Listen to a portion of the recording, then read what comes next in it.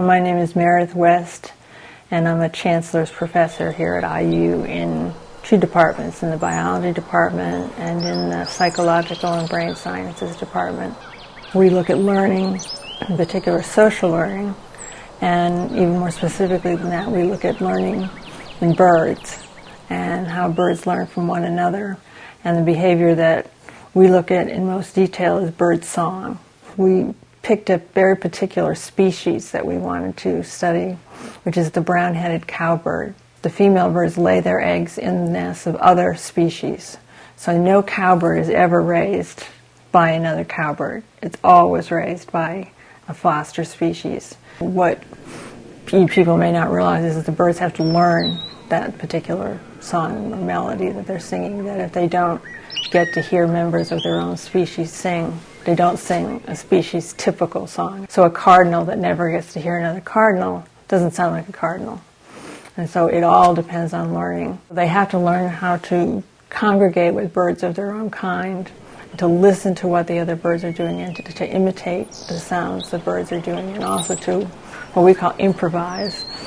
Same as a jazz musician would know a melody, but is going to take off on his own riff. So the interesting thing from our point of view was, well, how does a cowbird learn to be a cowbird if it's always around a sparrow or a cardinal or some other species? 30 years ago, my husband and I started doing this research on asking this question about how they learn and who they have to learn from. And at the time, people really didn't think they probably learned very much at all. They thought it was innate, sort of just a hardwired behavior that these birds had. But what we've learned, or what we've spent 30 years doing, is showing that it's not hardwired, that there's a tremendous amount of flexibility and plasticity to their learning.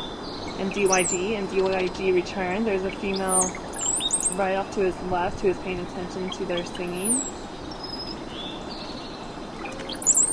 In B&B, singing to MDYG, who just left, and MDYG followed the female.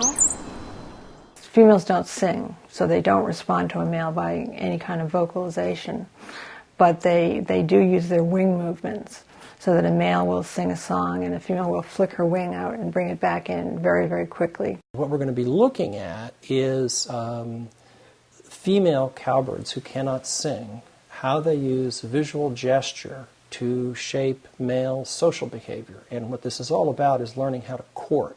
This male sings and she kind of flips her wings back. Now this is a really obvious wing stroke. And so when she does give a wing stroke, he gets very excited. He kind of levitates off the perch and moves in and tries to get in as close as he can to her and to sing as close as possible. And what he does then is he keeps that song that got the wing stroke in his repertoire, and he may drop other songs that he sang that morning that didn't work. And so she essentially is what she's doing is she's shaping his song by giving him reinforcements. Culture is defined as behaviors that are passed on from one generation to another by learning. And that is what is going on in the cowbirds. But we also learned that the males could learn to change their song, even though he never heard it, and even though the female had never sung it. Just by the shaping process of taking little elements of the song and giving reinforcement for that, she managed to get him to sing the kind of song she liked.